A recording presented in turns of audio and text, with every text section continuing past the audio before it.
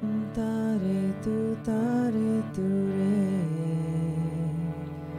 Mangalam Shri Mahapani Swaha. Om Tare tu re.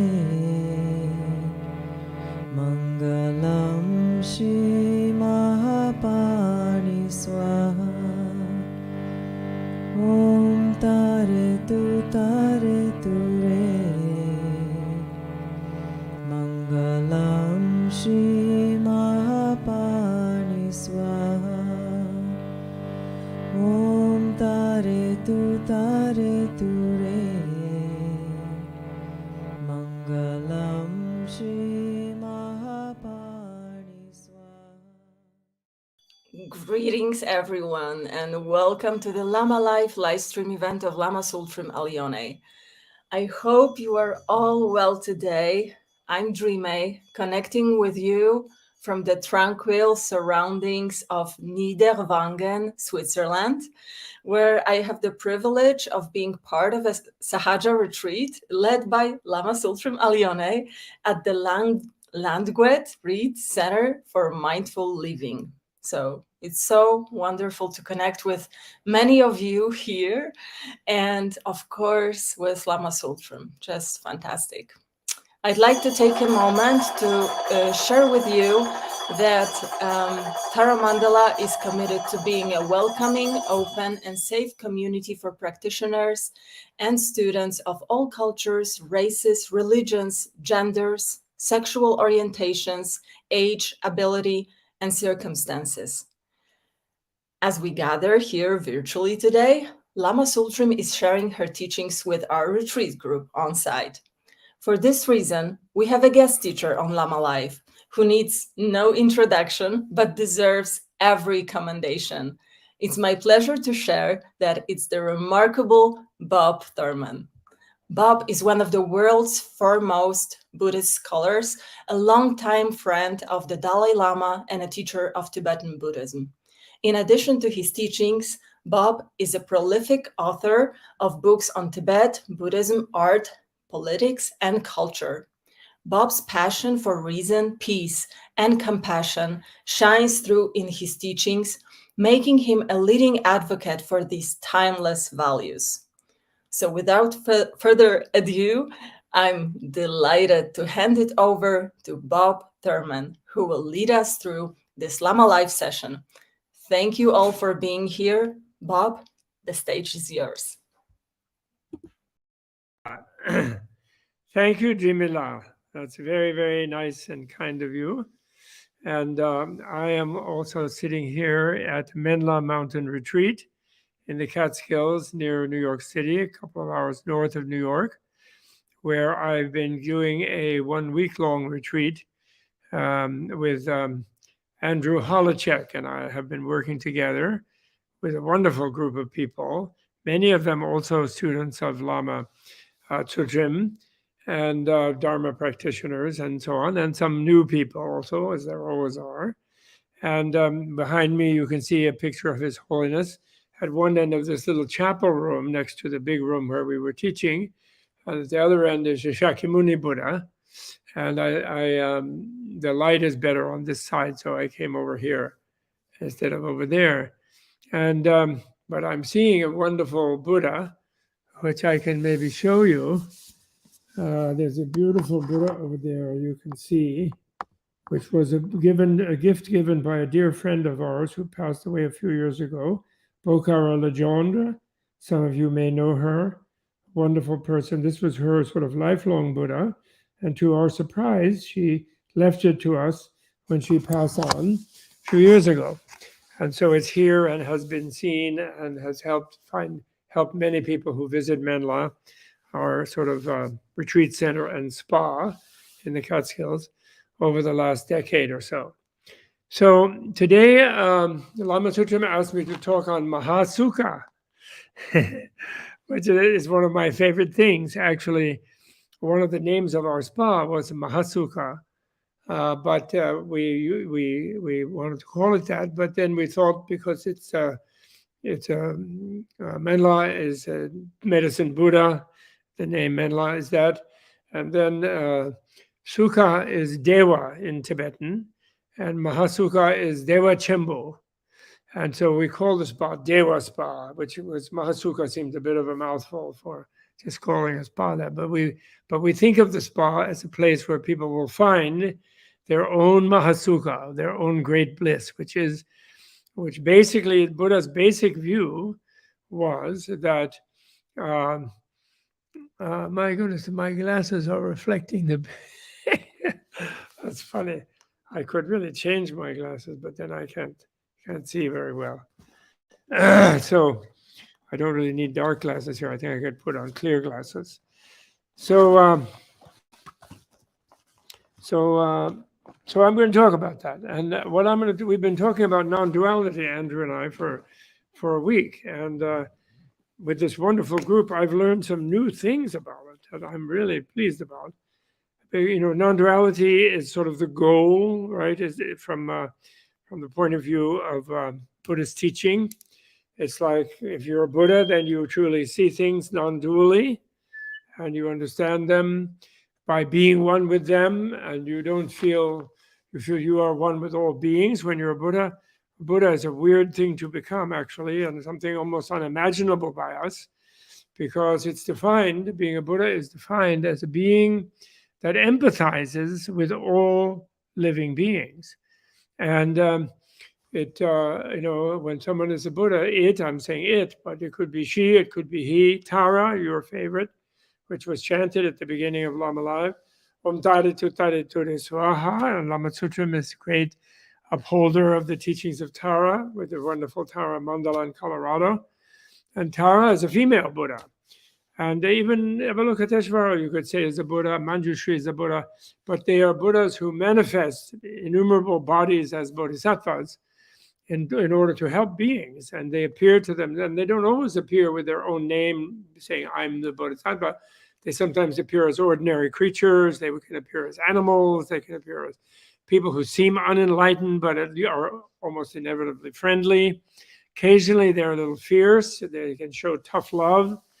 If people need that, if they're addicted to something or they need a little discipline or firmness, they can show. I never say wrathful deity or wrathful Buddha. Buddhas are never angry. They're always kind, but they can be fierce if that's what is needed by a person who needs some reflection of their own aggressiveness, let's say, to calm down, so then they can become amenable to thinking and to thinking again and changing their view and deciding it's more blissful, more Mahasukha, more great blissful, to be kind and friendly and happy rather than to be fierce and ferocious and harmful and destructive, you know. So sometimes that's the only reason for Buddha sometimes appearing in the form of fierce Buddhas, you know. But I call them fierce. I call them Buddhas mild and fierce. I never call them Buddhas peaceful and wrathful, because they're never wrathful. They are always peaceful. So even when they're fierce, they're peacefully fierce.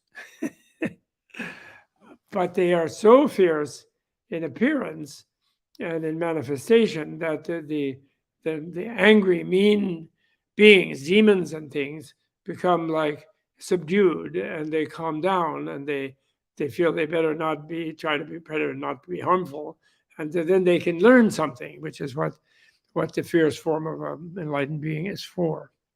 Okay, so that's, I know I'm digressing. I have been already talking for a couple of hours in the other class, and I want to continue a little bit about that, because the great bliss of Nirvana, the great bliss of reality, the great bliss of Nirvana being non-dual with samsara, in fact, the great bliss of discovering that there is no real samsara, only an illusory one, and therefore one can be in samsara out of compassion for the sake of others, blissfully, even in a situation of adversity and difficulty, and even with some sort of injuries or harm or pains taking place, one can still maintain great bliss. It's such an overwhelming experience when you discover that the nature of reality in a way is great bliss. And so I'm always happy. I was happy that Lama Tsutrim La the wonderful reincarnation of Machig Labdrön, the wonderful Tibetan female Milarepa, you could say. And as he was the male Machig Labdrön.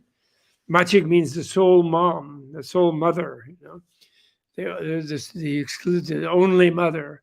And what that doesn't mean that people don't have other mothers. What that means is that she's a Buddha, and as a Buddha, she considers every being like a mother considers her only beloved child. That's the job of a Buddha, in short, the way Buddhism is defined. A Buddha is not some being that wants to lord it over people. Sometimes people say Lord Buddha, which is okay if they say it as long as it shows they have reverence. But in a way, it would be more real if they said simply, they called him by his other names like the blissful one, like the realistic one, like the transcendent one, like the enlightened one or the awakened one. In other words, if they described him by his inconceivable attributes, rather than some sort of a lord like that they have to be subjugated by, they have to be subject to, Buddha doesn't want to be that. He's like a mom. Mom doesn't want to lord it over the baby. She wants the baby to become fully alive, fully happy, fully well, grow up and become better than herself. That's the whole, my dads do too, actually, in a way, who are reasonable. There's some bad dads who they want to still be the only one no matter what, who are actually not good with their children. That can happen. And there could be even a bad mom after a while. If a mom is a mom because she bore this child, conceived it, bore it in her womb for a long time, and then gave it birth with a big, difficult, hard job that is, the hardest job in the world, and then took care of it for some time, then later they get disillusioned, they have a bad, difficult relationship, that can happen. But by being mom, she's still there for the child. That's the nature of life, is like that. So that's a blissful thing to think about. Now, great bliss, Mahasukha, is where bliss, you become all bliss. And that is Buddhahood. And the reason you become all bliss is you understand reality. And the reason you understand reality is because reality is the equivalent of bliss. And what is, after all, bliss? Bliss is infinite energy, where you feel no depletion, you feel no defect, you feel no shortage of anything. You're just completely flipped out and totally happy. That's what great bliss is. And there are four bliss in Tantra. There are said to be four blisses. And the four blisses are bliss, Sukha, and then there's Mahasukha, great bliss. And then there's Atisukha, extreme bliss. And then finally there is Sahaja Sukha. I'm happy that she's teaching Sahaja in her retreat, that she's teaching outside of where Jime was introducing in Switzerland. And the Sahaja means literally born together. And it is usually translated by translators who translated Tantra, some with great trepidation, because it's supposed to be esoteric, has been historically esoteric, and in one way should remain somewhat esoteric to some degree. But maybe the fact that it's becoming very widely known now, which will incur disapproval of people who will misunderstand it, and also some people who will misrepresent it, but will also perhaps give the opportunity to many more people than happened in ancient time to avail themselves of its deep inner science. I call Tantra something like Buddhist neuroscience, but so spiritual neuroscience, or even you could say enlightened neuroscience. Neuroscience that isn't just manipulating the brain as a material thing, but is inhabiting fully occupying the full powers of the brain and the vagus system, since the brain is the entire body, actually, according to Tantra. And it goes beyond coarse concepts and deals with things that are made miraculous and inconceivable, actually. And there's a reason that it's been esoteric historically and will remain so, but that it can be shared more widely in a different context of our current modern apocalyptic oriented planet is a wonderful thing, perhaps, maybe a little bit wild and woolly, a little bit dangerous, but also wonderful. So okay, so Mahasukha. So I was saying the four blisses in the Mahasukha are bliss, and then great bliss, and then extreme bliss, and the fourth one is orgasmic bliss. It's translated as innate, and that's because it is innate in animal beings. It is what makes life go round. It is where beings in normal, maybe even in normal biology, without necessarily any spiritual practice or formal spirituality, find that life itself is spiritual and go beyond the normal functions of the coarse body, where the coarse body is concerned with getting and spending, consuming and surviving, and sort of defending its sort of separated status with the world. And the orgasmic is where at least two beings in normal mammalian procreative activity, they sort of lose themselves and they give themselves to each other, to some, of course, people who don't know how to do it well or who are very, very uptight. It's a very quick and not very satisfying experience, but still at the core of it is this Mahasukha, which is the great bliss of melting and and leaving that body actually, and transcending the body and embracing another being as if it was same as yourself, and opening yourself totally, idea. And those who are really more open normally, and then of course it's a very extraordinary experience. And of course, by being thus vulnerable, the two beings, they tend to be occupied by a third one, or even twins or triplets.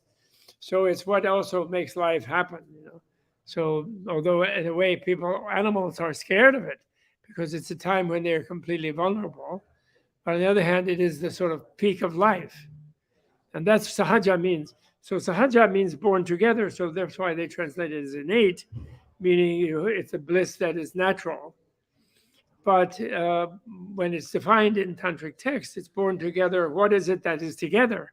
It's the male and female organs are together, and it's born from their union, And so it is that deep energy of the world, actually. It really is. And just like Dr. Snellgrove and other people who translated tantras, they used the word innate because at least they were nice enough to translate it. Other people just, this is horrible, this nasty Asian people, and especially people associated with India and Tibet, and they think that Tantra is something unpleasant. And even other Buddhists think that, actually. So Theravada Buddhists nowadays, in the old days, people who were Theravada Buddhists practiced Tantra when the different vehicles of Buddhism were integrated in India's great achievement of 1700 years long achievement from Buddha's time. And they became this marvelous, almost miraculous culture of peacefulness and nonviolence and gentleness and beauty. But after that was gone, and then different countries identified with specific vehicles and levels of Buddhist practice, they sort of felt alienated by the people in the other countries. And then therefore, I'll never forget the first time I met His Holiness Dalai Lama. After I met him, he went and gave a talk to the World Fellowship of Buddhists in Sarnath, in the place where the Dharma wheel is turned first by Shakyamuni. And I was hearing mutterings in the crowd from Japanese, Chinese, Burmese, Sri Lankan people as I wandered around, Zen people and stuff. Well, gee, he's kind of nice, that Dalai Lama. I like what he's saying. But, he's so weird because that weird shamanistic Tibetan Buddhism with their weird tantras. The only ones who really liked them were the Shingon people of Japan. But the Zen people and the Pure Land people in Japan, they're scared of that tantra. Everyone is. It's too funky for them, they feel, Really. And so it's lucky that it was esoteric in a way. But because Tantra is sort of deals with the whole of life and the super subtle plane and learns you to make it all beautiful and helpful and happiness producing, and no harm involved. That, as Buddha, all Buddhism is aimed at, and so it's the innermost kind of teaching of Tantra, of what they call goal vehicle, or effect vehicle, or fruitional vehicle, is Tantra. Tantra, that is where great bliss is used structurally and consciously. Bliss is mentioned in Theravada because bliss of Nirvana, freedom from suffering, that's bliss. But it's put there in a very minimalist way, that the bliss of Nirvana is just cessation of suffering, which of course many people over the centuries have misunderstood as cessation of life. They think that Nirvana is like a kind of nice way of being dead, but that's wrong. That Nirvana is non-duality teaches that Nirvana is being blissfully alive as a loving, compassionate, wise being. That's what it is. The deepest teaching of Buddha was taught by Nagarjuna in a text that was not meant to be tantric. It was meant to be Mahayanist, non-dualist, but not tantric, where he said the highest teaching of Buddha, the most advanced teaching, the most wonderful teaching, which Lama Tsutrim is teaching outdoors for where Drime is. I hope Drime went back to listen to her teaching. She can come back in an hour or so when we end this one. And she is such a wonderful teacher, Lama Tsutrim. And Drime is a very, very devoted and dedicated and seasoned, wise student for sure. Drime means Vimala, Sanskrit. Drime, taintless. And she's teaching them. So he said, they did say that teaching is Biru Bijanam, he said. It's Advayam, non-dual, and that means that this is Nirvana here. It's also samsara here, because some people are unhappy here. So wherever someone is unhappy, it's samsara. Wherever people are really happy, it's Nirvana. And that's what the teaching is. And in a way, it's the same thing, but it's perceived and experienced differently by people. And in fact, the people who are perceiving it as suffering don't even believe that somebody could perceive it as bliss. And they don't believe that. They think since I'm suffering like this, everybody's suffering like this. And so they gravitate to that, and then they seek escape from it in some way or another. If they're theists, they want to go be one with God because they assume God is not suffering. If they are a non-theist, they want to attain nirvana, or they want to become one with the Tao, or they want to become one with Krishna or Shiva. There's various kinds of monotheism, or with the goddess. There's all kinds of different kinds of monotheism, but they really want to escape from ordinary life. And of course, when you know non-duality, Advayam, that this is nirvana, when you are really open and you really know its reality, it is nirvana. They are happy. That makes them happy, because it's like the overwhelming default reality is bliss. That's what they discover. That's what enlightenment helps you discover. And therefore you can be a little enlightened, someone like me who's gotten just a little better than I was, but I'm dragging around unenlightened habits and misunderstandings. But I'm a little, they don't bother me as much, and I don't bother others quite as much as I used to, because I'm a little enlightened. And so because I've become a little bit aware that the default is bliss, so I don't fear death much. I don't fear giving it up, letting go much. A little still. A little well later. Oh, not quite. That's kind of thing. But I look forward to it actually ultimately, because I know that it's a way of leaping into the clear light of reality. And my latest book, which is called Buddhism is Realism, which is a change from the working title, which was Buddhas Have More Fun. Reality is bliss. But since reality is bliss, if you're realistic meaning want to discover always more of what is really real, and find out and be critically able to find out what is unreal and you thought was real. That's the whole educational drive of Buddha's teaching, because his discovery was that reality is bliss. So wisdom means that wisdom, which everything in Buddhism is seeking you to have, is you know what reality is, and you realize your own reality, and that your own reality is bliss, and the floor is bliss, the books are bliss, the wall behind me is bliss, everything is bliss. That is the clear light nature of reality.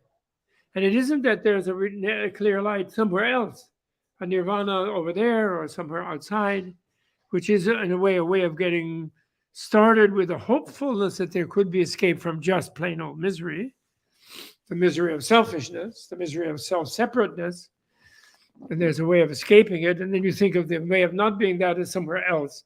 That's a beginning. So it's okay. Duality is allowed by non-duality. In fact, non-duality supports duality in the sense of when a suffering being can use duality to achieve non-suffering, when they can imagine through duality, because they're suffering, that there must be a case of non-suffering. The very sensitive instruments of their awareness that suffers must be able to be free of that suffering. Because we've all had that experience where, well, ouch, I stubbed my toe, and then I put some salve on it, and I put it in cool water, or time went by, and I didn't feel that pain anymore. So that was the opposite of the suffering of the toe stubbing. So we always know there's opposites of things in the relative world. And therefore, the idea that there could be a complete opposite of the suffering of the relative world is possible for us. When Buddha taught the Four Noble Truths, his prescription of how to live to people, he first was acknowledge there is suffering, yes, and realize that some kind of distractions from the suffering that don't really get you free of it, because they're not really that satisfying, they are also suffering, called the suffering of change. And then, but luckily, he gave a diagnosis that that's caused by a misunderstanding of reality, not only ignorance, which just means not understanding some other thing that I can't see, that I don't know about, but a misknowing, an active wrong knowing of what things are. Like, I think I'm me, I'm absolutely different from everything else, therefore I'm overwhelmed by everything else. And then I'm told by different cultures that reality is very dangerous. There's nature is red in tooth and claw. God will send me to hell if I don't believe in him and say the right words, belong to the right organizations. And God is supposed to be nice, but actually he's not nice to lots of beings, lots of people. And I'm told that if I believe that, I'm going to be very frightened in life. And, I'm bullied by people and so forth and so on. So it's very complicated and very, very, very difficult when we think reality is scary. And what Buddha is doing is helping us re-educate ourselves, where we realize that unreality is what is scary. What we misknow, what we mistakenly know, think we know is wrong.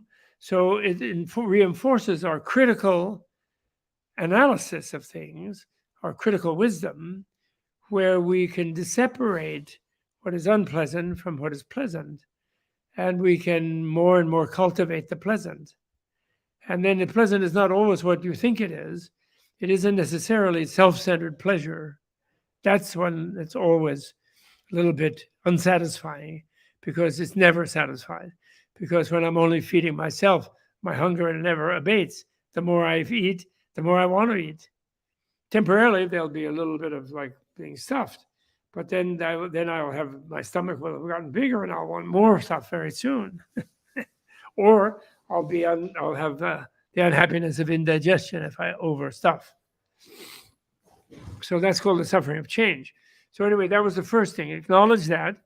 Then he taught the cause, which is our misknowing of what we are and what reality is. And so when we critically overcome that, and realize that we are part of a great ocean of life, of infinite energy. And that is what is the foundation of everything. Nothingness doesn't exist, actually. That's what the word is, nothing. Nothing means it doesn't exist. And some one part of reality being fine, while the other part is not fine, is we can find out that's unrealistic. And then we find out that what ultimately it is what we call clear light of the void. In some teachings we call it emptiness or voidness, which means freedom. It's a kind of negation. It's because reality is so inconceivable. It's so astonishingly wonderful, which was the Buddha's third noble truth, that we just can't believe it. We can't imagine it. So then we have no motive to strive to understand it and to get rid of our misunderstanding. By getting rid of our misunderstanding, freeing ourselves from our misknowing. And so therefore, we can't jump to Advaya right away, although it's good to put it in the context sometimes. But we can't necessarily do it because then we think, well, if this is Nirvana and I'm still hurting, then there's no escape. And so I become depressed and hopeless, or I become crazy and I think, well, I can hurt anybody and hurt anything and even hurt myself because it'll all be fine. So we could become kind of nihilistic, actually, thinking there will be no consequences, thinking that this reality, which is made of infinite energy, which is an expression of infinite energy, just as I am, it cannot be depleted, cannot be lost, cannot cease to exist. It will always exist in some relational way. Emptiness is really the discovery of relativity. So anyway, okay, so Advaya, I'm non-dual. So I'm sort of on that non-dual plane here. And that infinite energy means that there's no depletion, there's no lack, there's no deficiency. And therefore, the deepest and most actual and most real nature of everything is in fact great bliss. Great bliss being the fulfilling, lifting everything out of any limitation, lifting everything into fulfillment. There can be no lack of fulfillment, in other words. Everything is fulfillment. Even the floor is bliss. The floor is made of bliss. It's the Vajra, diamond energy, that one can come to understand it as. And that is this. Okay, so that was the third noble truth. The third noble truth was bliss of Nirvana. And he knew that he allowed people to think that Nirvana was somewhere else at first. He allowed the non-duality to be taught through duality, through dualism. He allowed that. And because otherwise people would have become hopeless or hopelessly indulgent. And he even said to his disciples, please don't publish my non-dualist teachings for at least 400 years. Hide them and give them to the dragons to keep. And they will keep them safe. And then someone will rediscover them in 400 years. One of you will be reborn. And many of you then will rediscover them after 400 years. And that's what Buddha did. Westerners never believe that because they never think there is such a thing as a Buddha, someone who can know what will happen in 400 years, who can set things going and know the result in 400 years. And in 400 years, it became safe for some people to deal with non-duality. In fact, it became better for them to deal with non-duality because they had enough individualistic hopefulness and energy and happiness in their being to take advantage of the non-duality of bliss, freedom, indivisible. And they could then become sources of compassion for the beings in the world trapped in feeling that suffering is the only thing, feeling that the resignation to suffering, projecting maybe an absolute heaven beyond that, or an absolute nothingness of anesthesia beyond that, but feeling it's realistic to resign yourself to suffering, which is wrong, actually. Non-duality means you need not resign yourself to suffering. It means you should be motivated for happiness for yourself and all of those whom you love. And after all, love itself is defined as the wish for the happiness of the beloved. And so why wouldn't you wish for the beloved to have great happiness? Not just a little changing one that they would not be satisfied with. Let every being be of great happiness. That's the bodhisattva attitude. That's the bodhicitta. Jimmy wanted me to mention bodhicitta, but some of you don't know what that word means. And there are different translations. Some people give up trying to translate it, and they just say bodhicitta, and they even dare to write it with only a C, bodhicitta. And only Italians will pronounce it properly as bodhicitta, where CI is a ch sound out of C. You don't need an H. But to transcribe Sanskrit bodhicitta, you have to write CH, chitta. And it's a palatal, not a fricative. Ka, it's cha. But anyway, in translating it, I like to call it spirit of enlightenment. Because to whatever degree people have bodhicitta, the spirit of enlightenment, meaning that they are living in some respect to some degree for others.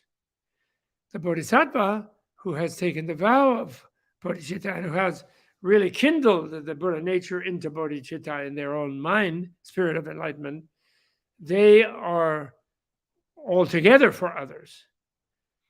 But they don't unrealistically pretend just by thinking I want to be that they can be. They know that selfishness is deeply unconsciously, embedded in an ordinary person. So they also acknowledge their self-centeredness, but they're working against it. They're trying to expand it into altruism. That's what bodhicitta is. And so bodhicitta is the vow that I'm going to become.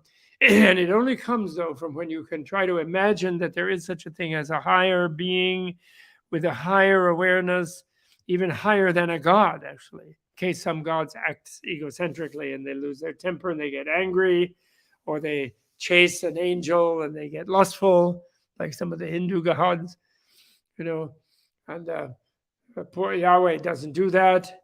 In the West, the Abrahamic God, but he does like the Shekinah when she comes on the Sabbath. And I hope he has every day as a Sabbath for God, I hope. Otherwise, he's a bachelor. And bachelors are never that happy. I'm sorry. They really aren't. A monk can be because they are connecting to wisdom, which is like all-knowing, all-embracing mom. Wisdom is a great mother. So then they can be happy without ordinary reality partner. But an ordinary male is never happy without a mom or without a friend, a partner. Just like that's the way the ordinary life is. Okay, so Advayam, Nagarjuna said. Then he said Biru Bijanam, and that means a little bit scary to the timid. The reality is the deep reality. It's like there are some people who are orgasmically impotent, in fact, because they're scared to let go of themselves, to sort of let it all go, to give up sort of uptightness and control, and just let it just become flow. They're scared of that. And so that they can be what Wilhelm Reich called, or what any psychotherapist can call, orgasmically impotent. I'm sure there's a great many more people who are. But from a Buddhist therapist, on the other hand, even though they are orgasmically impotent and they can't have a total meltdown, they have some degree of meltdown, even though it's not total and not that satisfying. But there's a brief split second for them, maybe, where they do kind of let go, and they give up control, and they feel blessed for a split second. So nobody's hopeless, in other words. Nobody's hopeless.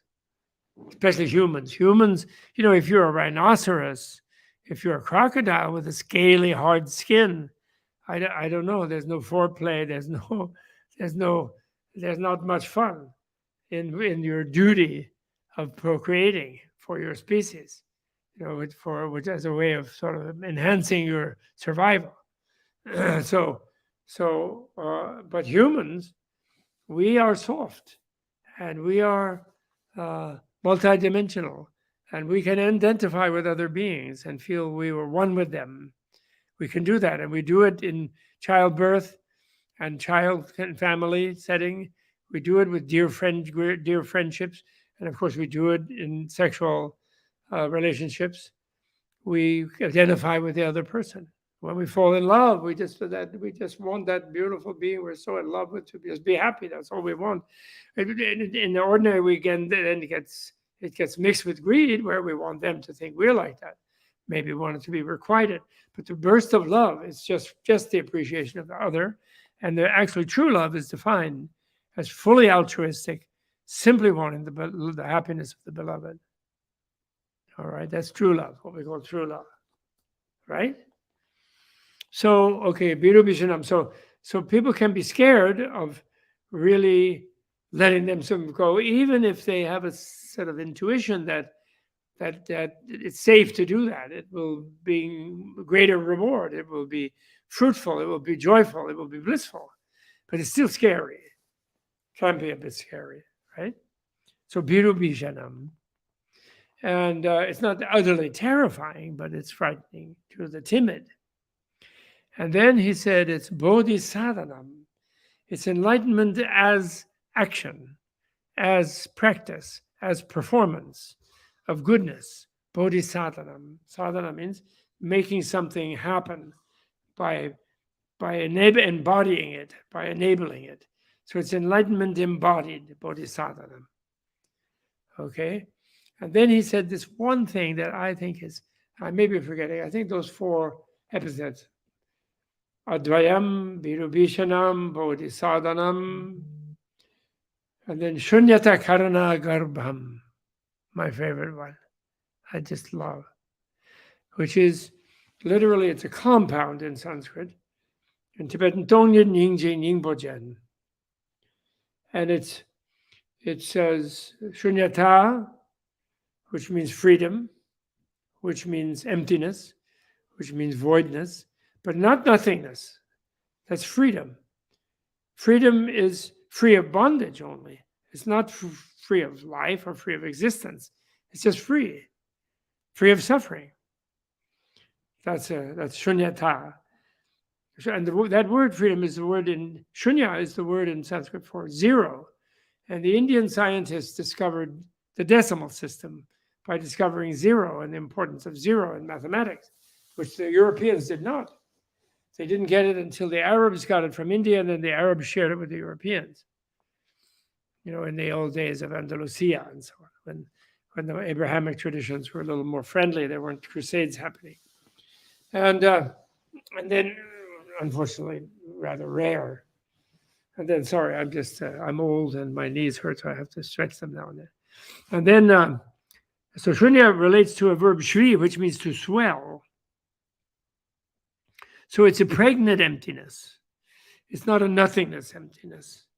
So when a seed is moistened in the soil, it swells.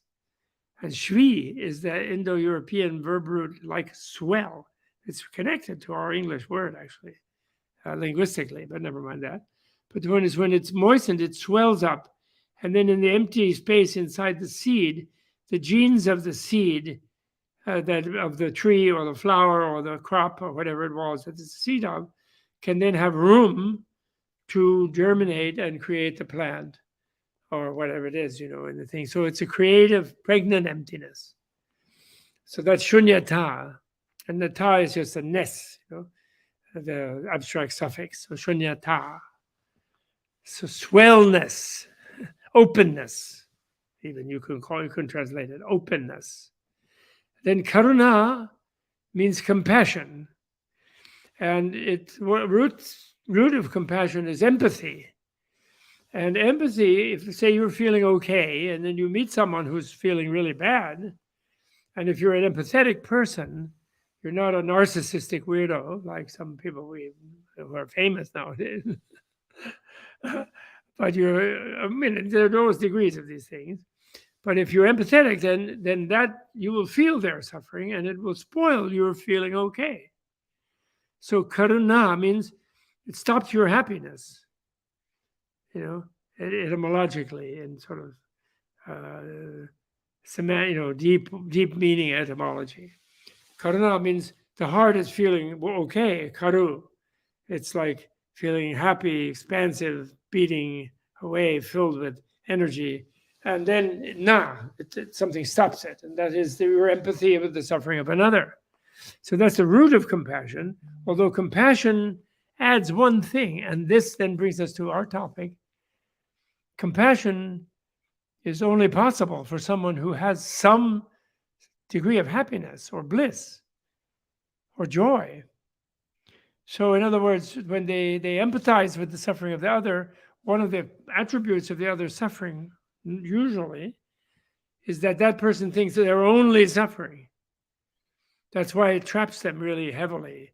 They're in pain, and they're in pain about their pain, and to them that pain has become their whole universe.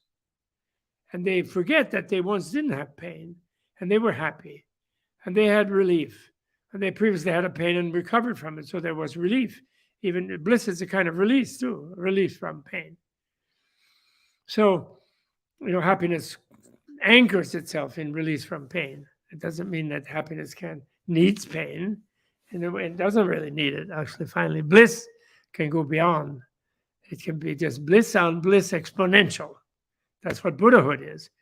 Although, in a way, to be manifest as a Buddhahood is being clear light, not needing any manifestation out of it, just being, because infinite energy, remember, infinite energy, if reality is ultimately infinite energy, that means that reality is not doing itself. Reality is not creating itself. It can only be such infinite energy as infinite. And that's in time as well as space. So it's always been like that. The reason it's infinite is it wasn't made out of something that then gets depleted. It's just always been maximum. It doesn't need to sort of divide itself in any way, but it doesn't resist anything that does divide itself, which would be misknowing. A being who thinks I'm separate from this and I need more energy because I'm limiting what I have, which is a suffering being, which is us in our ordinary way. So clear light is not imposing itself on us. It's not annihilating us. It is just beyond us in the sense of beyond our sense of limitation, but then it gives us the energy to be us and think we're separate from it, actually. And therefore seek anesthesia and seek nothingness if we're very depressed, like Westerners are. And why are we depressed? Because we've been violent always. We conquered people. We were first violent amongst ourselves, and then we were poor because we were at the poor end of Eurasia. And then therefore we fought amongst ourselves for the whatever harvest there was, but we always wanted to go conquer Egypt because they had bigger harvests. And then we wanted to conquer the world, and we did, and we were nasty, and we did genocide. So that's why we were depressed. Our whole culture is a culture based on conquest, violence, and therefore depression, professional depression. Because we were depressed when some absolute moron king said we needed to go give our lives so that king could get another province from another moron king. We would do it. We would have done that if we were really happy. Why would I do that? Just so what do you mean you have that province? There are people living in that province. They have the province. People who live there have it. Why should you conquer them? In other words, we were really happy. And if we were Buddhas, we would refuse. We would say non-violence, ahimsa, like the people in India. And then we might be beat up, and they might kill us. But then death is a big white tunnel into a big explosion of heaven, of light. It isn't heaven in the sense of a comparative to hell, but it's fulfillment, infinite energy, without bothering with the body. So that's shunyata, karuna, Garbham. Then this word garbham is so wonderful. Garbha means a womb, and its root meaning. So emptiness, the womb of compassion, or you could say the womb of emptiness, compassion, or you could say you could change, you could bowdlerize womb. You could make a euphemism about womb and call it essence. Since the essence of life is the womb, because that's where life can be made and continued by taking new bodies. New bodies are made for life. New embodiments are made for life in wombs, which we guys don't have. We only have womb envy. If we're really a loving male, we have womb envy. And anyway, so best translated, the most raw translated is emptiness, the womb of compassion. That means that emptiness is a womb. My dear friend Andrew brilliantly said, it's a womb with a view. That's been my koan for this retreat that we just had, a womb with a view. But anyway, let's think about what is a womb. A womb is a nurturing membrane where a being can find itself by seeking bliss, by being attracted in the Tibetan science says that the soul of the being that comes to be born doesn't come from God, unless that being was previously a God and wants to be human. It doesn't come from just some material genes or substances, a little sperm, a little blood made into an egg. It doesn't come from that.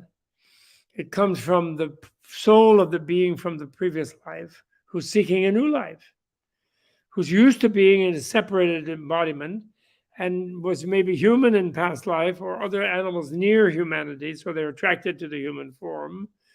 And they didn't mind that much being human. They did have traumas, but they also had a lot of pleasures that humans can have.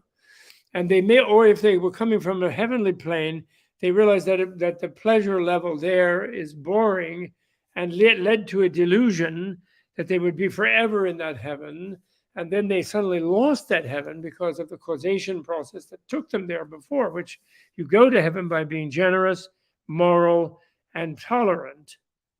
Those moral virtues of being kind, of treating others well, by being generous to them, being tolerant when they're like unpleasant to you, and not being angry with them, and being ethical, meaning being empathetic and seeing how what you do affects them, what you do not only with your body, but also with your mind, also with your speech, and not doing anything to harm them. That's being ethical, but being only beneficial to them if possible.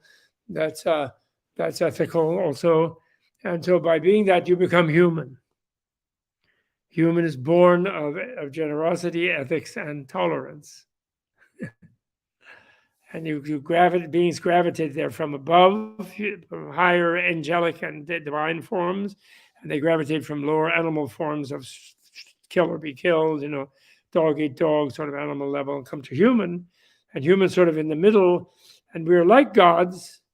Yuval Harari did write a book, Homo Deus, but we already Homo Deus. It isn't this computer going to make us Homo Deus. That's ridiculous. Some machine. We already are a machine. We are this amazing brain, whole body machine, not just a brain, heart, navel, genitals, and limbs, and nerves, and pulsing energy, and bloodstream, and lymph stream, and we're amazing creatures with these amazing organs, 6 solid organs, 6 vessel organs. I mean, we're just amazing, tremendous, and yet we're vulnerable, unlike the gods. So we don't take it for granted. We use the opportunity of human to try to understand the situation, and we do love pleasure, but unless we were foolish, we don't just indulge and wreck ourselves with indulging, but we don't also deprive too much. We can be a little ascetical, but we don't deprive too much, because pleasure is a path. Mahasukha is the most powerful path. What we know through bliss, And what we can do through bliss is much greater than what we can do any other way. It's the subtle level of our awareness, it's bliss. So Shunyata Karuna Garbham. So imagine that the ultimate reality of infinite energy is an infinite womb. It's infinitely nurturing every single thing. It's nurturing every form of life. It is the life force, our vitality in our own embodiment. It's our health, which is actually our health force. Your happiness is your health. So you should certainly focus on being happy. And everybody knows it, actually. I always resort to the Zoloft commercial, in case you have ever seen that, if you're American. I don't know if they do it in Europe or Asia. They sell Zoloft.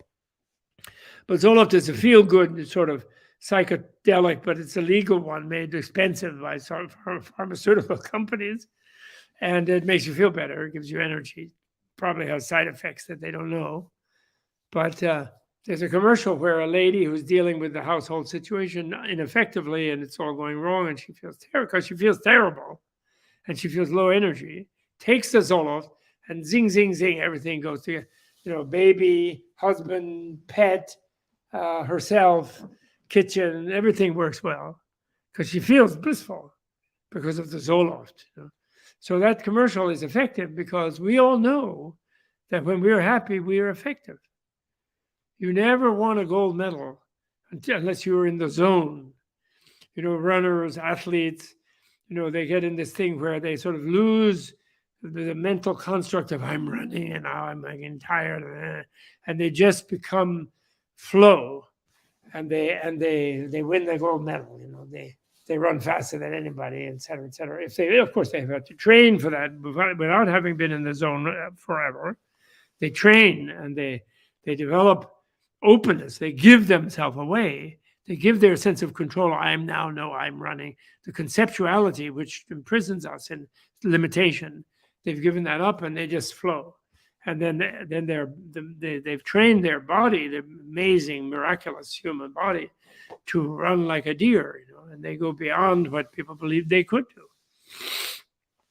That's being in the zone.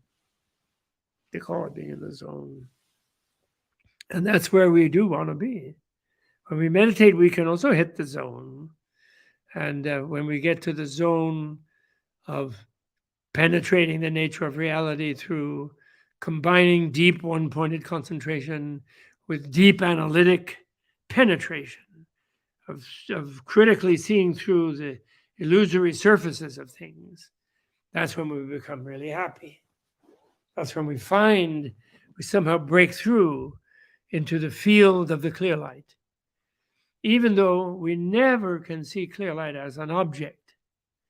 The lights that we see are the surface. And there are some amazing lights that you see when you get nearer. There's like rainbow lights, especially white, red, and black are the most important ones. White, red, and black. Red and yellow are in the same, and orange are all kind of in the same basket. But there's the blood red, sun red.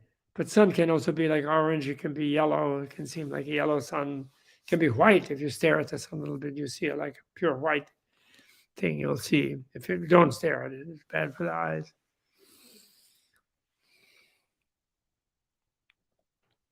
So you never see it, but there's apparently Buddhahood is where you see what you never see. Seeing and never seeing becomes the same. It's inexpressible, therefore. That means I can't express it. But I'm made of it. So the eye is made of it. So how can the eye see itself? Of course it can't. Right? Different parts of the eye can be aware of different. You can have a cataract and see something in the fluid in there, etc. But basically seeing always has an object. And clear light is the seeing. It is the brain. We're completely clear light. So it's not an object outside of us. It is us. So shunyata karana. When we know that is when we basically open to openness, to emptiness, to voidness, to freedom. It's a negation of bondage and limitation. Infinity is a negation of finitude. Negations are wonderful kind of They lead to wonderful cognitions because they free the mind. You know, when I'm looking for an elephant in the room here, I never see a non-elephant. I just don't see the elephant. So my mind opens to whatever else is in the room. So it's real. That's what freedom is. Freedom opens you to see all the things that you're not bound by. So freedom in itself is free. You don't get bound by freedom. Freedom frees you of being free, meaning you're free to connect to things. So ultimate freedom, the great discovery of Buddha, the trans-Einsteinian discovery of Buddha, better than Heisenberg, better than Einstein, ancient science, better than this modern materialistic, entrapped in limitation science. Ancient Buddha science discovered complete relativity. Non-duality, the absolute, is the complete relativity. When you know that, and you no longer misknow, oh, this is absolute, I'm absolute, you're absolute, the table is absolute, the floor is absolute. Maybe there's an absolute outside of Nirvana that I can go to where I'll be happy all the time. You know, I might fantasize that, project that. But what I'm unwittingly doing is I'm projecting absoluteness into myself. I'm projecting absoluteness into everything I see. I think it has all some sort of absolute essence. That's a real atom. That's the real particle. That's the real bookcase, the real floor. You know, and for thousands of years, Western philosophers have been trying to find that. And actually, modern enlightenment was good. The materialistic enlightenment, of course, its motive was to escape from the nasty Inquisition and being tortured to death if you were too happy. And if you questioned their dogmas, and you felt, well, God, if God is all powerful, he must be me. He must be one with me. If you know, I'm God, like the mystic. Oh, then they get burned at the stake for arrogance, hubris. No, God is just somebody you're scared of. You have to have fear of God. So that you'll have, they project that so you'll have fear of the king or the fear of the high priest, of the shaman who will curse you. They want you to be afraid. That's all our cultures are like that. But actually, if you actually know God, like Meister Eckhart, Teresa of Avila, you really know then for sure God loves you. You don't get involved. You don't care whether he's omnipotent or not omnipotent, but he loves you. And therefore you're one with that God. So you are God too. It's like you are in clear light as you are infinity. In a way, when you are, you can't see God. And you can only be God as love. When you're blissed out, you love everybody. The bliss overflows. And when you see another one who is suffering, they're a little, you know that their face tells you, but you also empathize. You feel the pain in them. And the bliss is like, whoa, hey, come on. You know, that's not everything. You can heal it. You can cure it. You're going to. And you can even find freedom from it completely. And that's hard. That's a harder one for them to imagine. But they've been building a huge Buddhist culture that has been the lifeline for billions of people for thousands of years. Which is not, in a way, it's not really a religion. The way we define religion, where you have to hold certain belief like a dogma. If you deviate from that, you're doomed. You're scared. It's an organization you have to belong to that controls you, dominates you, authorities you. No, Buddhism has been an education system to free you. You as a person, you individual can be Buddha. You can be God. And Buddha is a teacher of gods, actually. It's gods, not necessarily Buddhas. They're pretty close, some of the good ones. But they're still not, because they're still somewhat self-centered. And then they're God, so they tend to really think, "Wow, my press clippings are really true." You know, although I don't accuse them of it. For example, when Moses asked God who he was, God didn't say, I'm omnipotent and I'm going to do whatever. No, God said, I am what I am. That's what a mystic says. That's what a hippie, stoned hippie says. I am what I am, because am is enough. You realize when you drop your misknowing of all your limitations and your fears and you're being overwhelmed by a universe that is infinite, seems infinite numbers of other people, and since you're out for your number one, you assume they're all out for their number ones, and they outnumber you. They outnumber the hell out of you. So you're scared in life. So you're not really, and you feel letting go, being happy. I'd be vulnerable. I won't do that. No way. I don't want to be vulnerable. I'm a control. I'm controlling this and that. I have a gated. I have a locked door. I have this and that. Forget about it. You versus the universe, you lose. But you as one with the universe. The universe has infinite generosity, infinite energy available. It doesn't even impose, doesn't force you to accept any gift, because it sees you as already fully gifted. If it doesn't see it, it is you as already fully gifted, rather.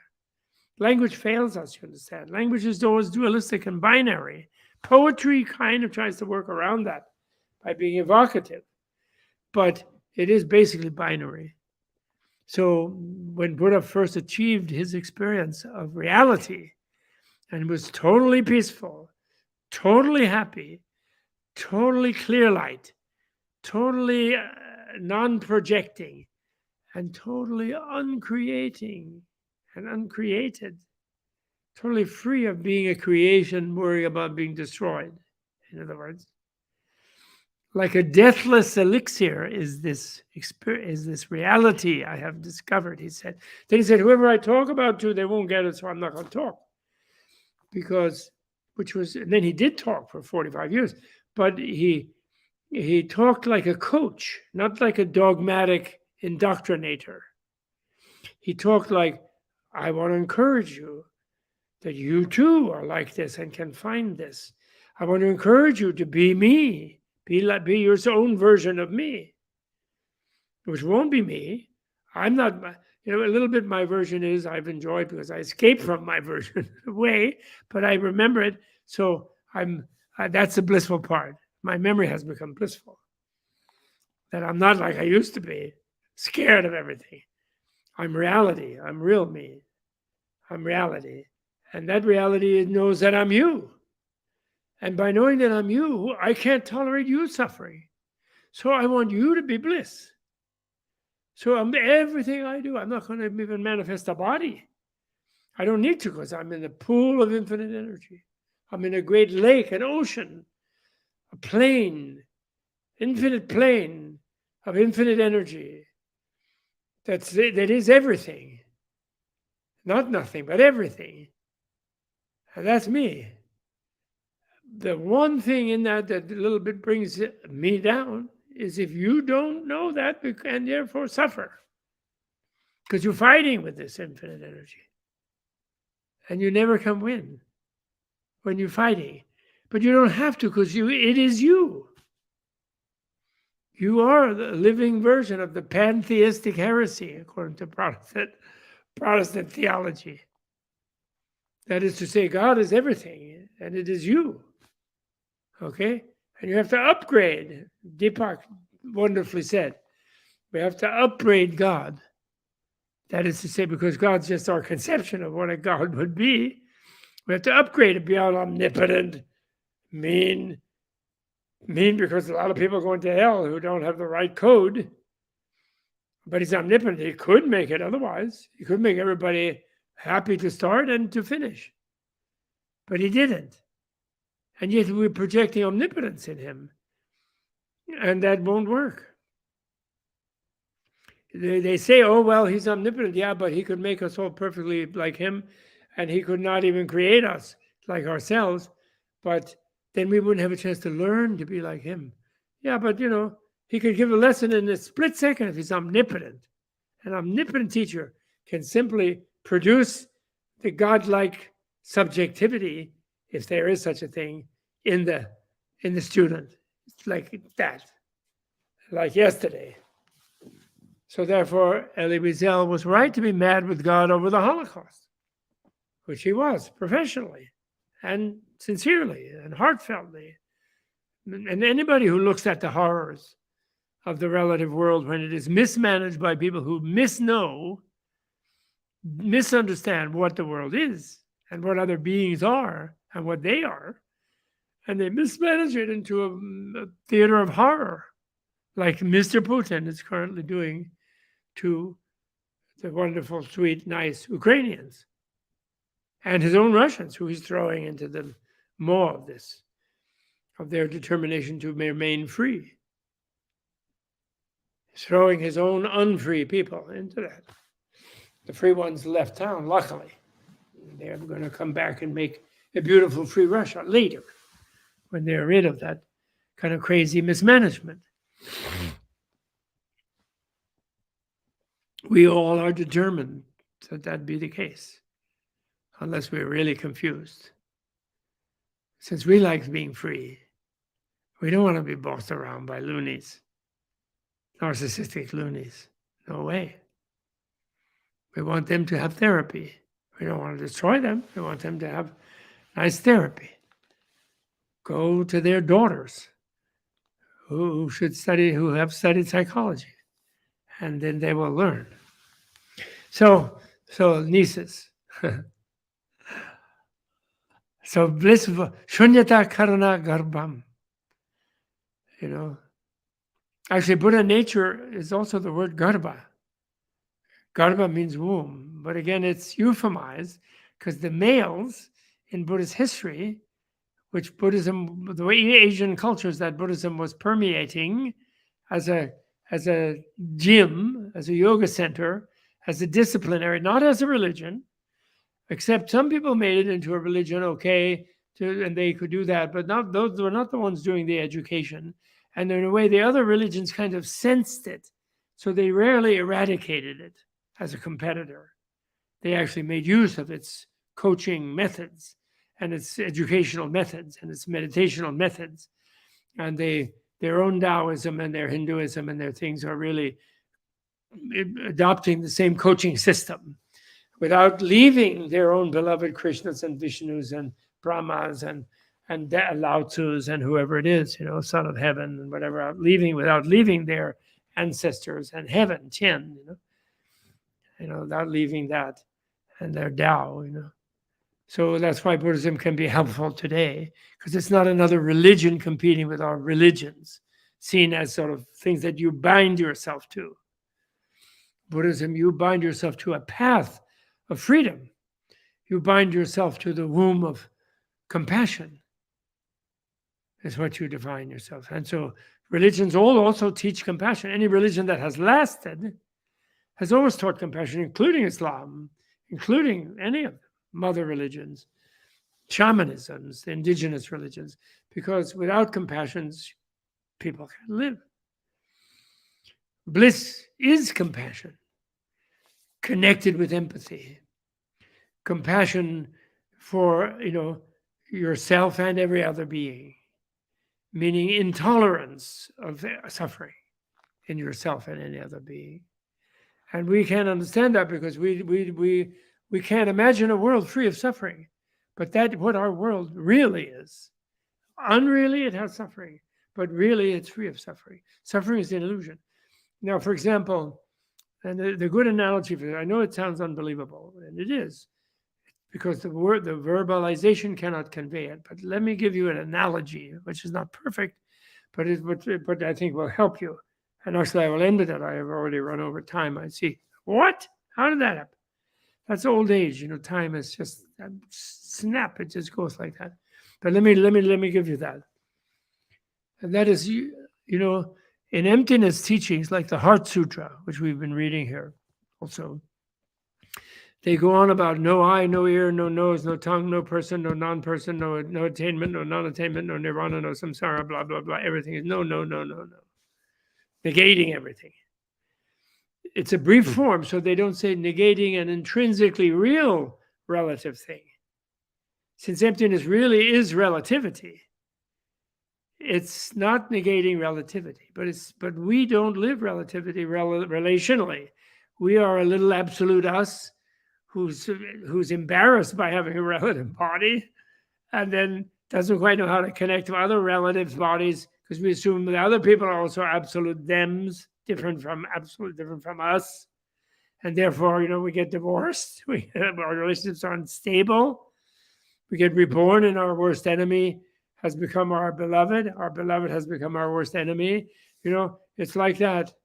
Reality is like mysterious, but it's relativity. The absolute is the relativity. All right. So all that no gets all people all mystified, and very many people in Asia as well as in the West misunderstood that as in a kind of nihilistic way, and thought, well, we'll just annihilate everything, and then there'll be no suffering. And then some people who thought of Buddhism as a rival thing, because then some uneducated people who liked Buddhism kind of made it into as if it was a separate religion, competing religion, which it isn't really, but they made it that. But that's okay. It can be, any jewel has many facets. People can, if it's helpful to some, they can use it that way. But at this moment in this pluralistic world of ours, it's not helpful.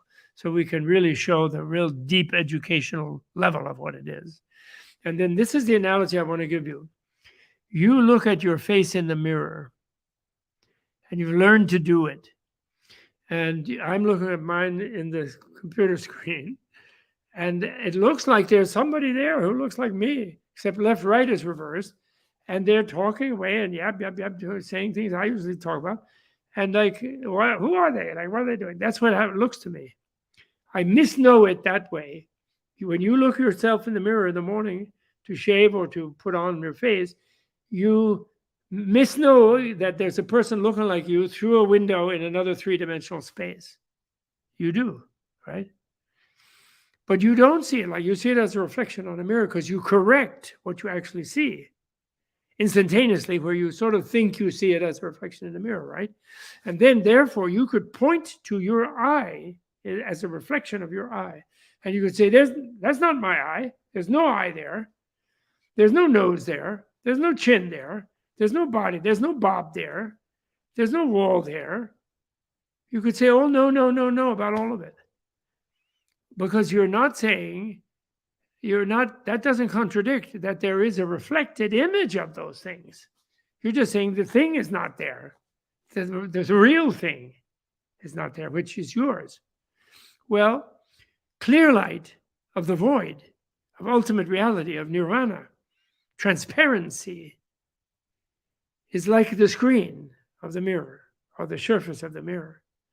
And all of our relational cells and other people's cells and the buildings and the planets and the suns and moons and stars and galaxies and everything are all reflected in the mirror of clear light, the infinite mirror womb.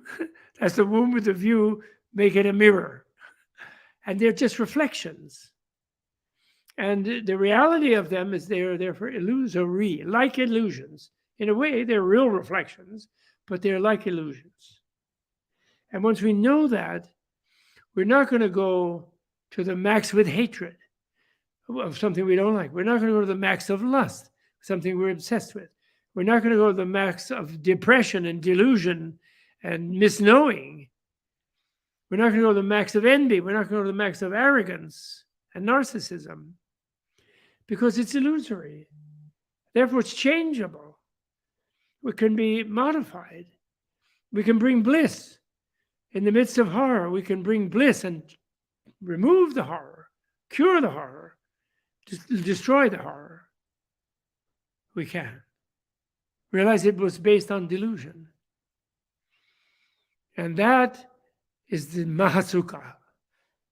That is the universal, cosmic, absolute bliss of realizing that relativity is the absolute. Once relativity is the absolute, we will not tolerate anybody's pain, anybody's ugliness, anybody's deficiency. We will flow to it with inexhaustible bliss, which is the reality, we will see it as itself a misconstrual of an infinite bliss. We will see the beauty in the ugly. We will see the bliss in the pain.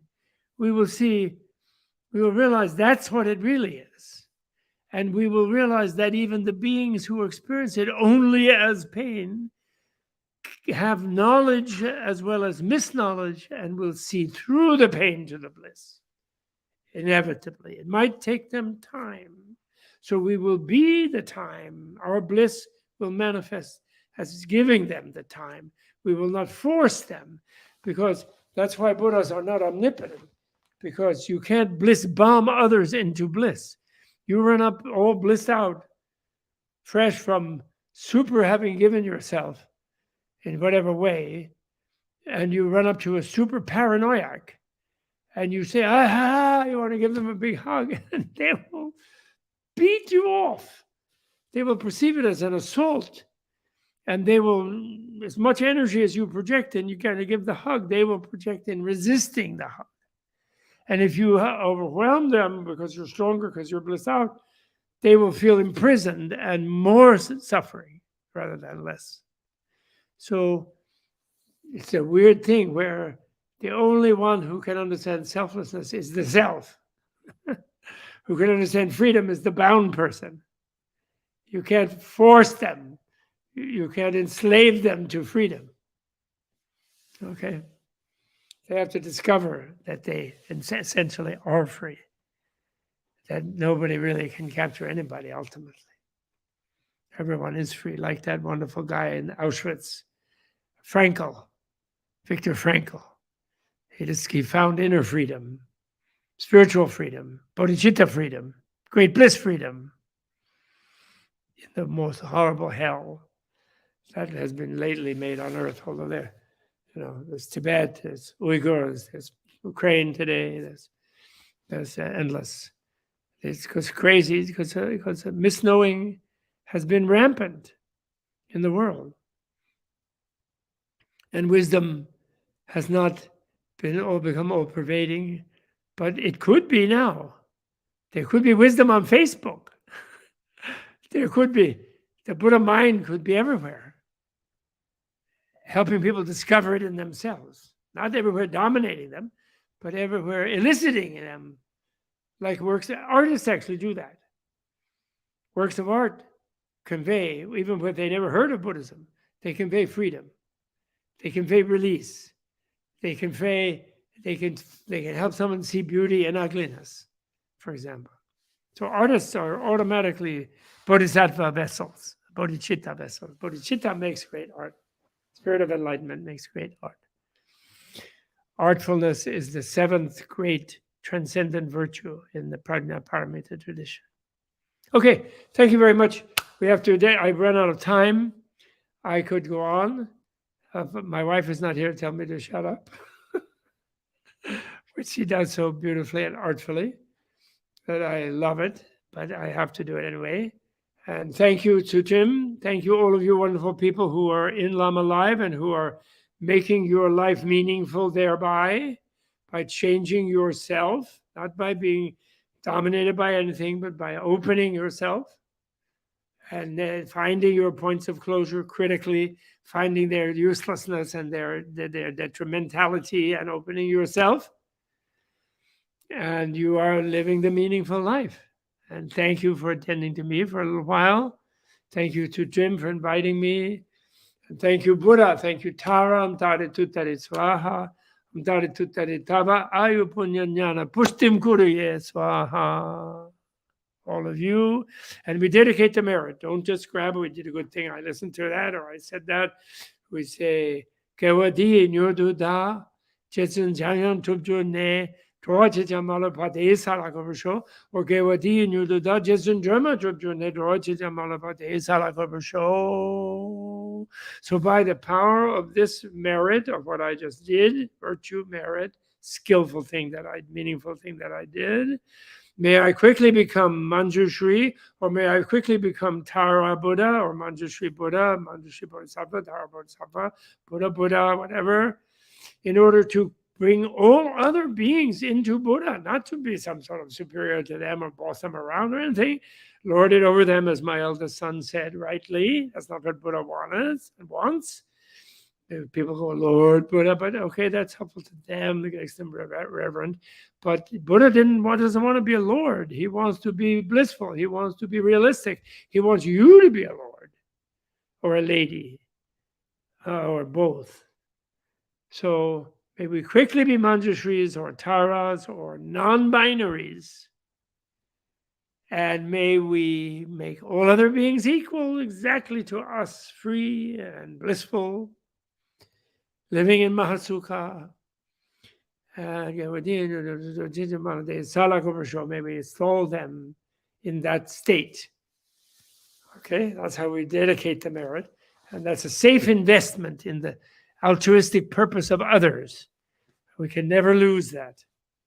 That's why Taro Tuko used to say, you invest your merit where it's safe, in the aims and needs of all beings being fulfilled. And that's true spirituality also, of whatever tradition or religion, or even secular humanism.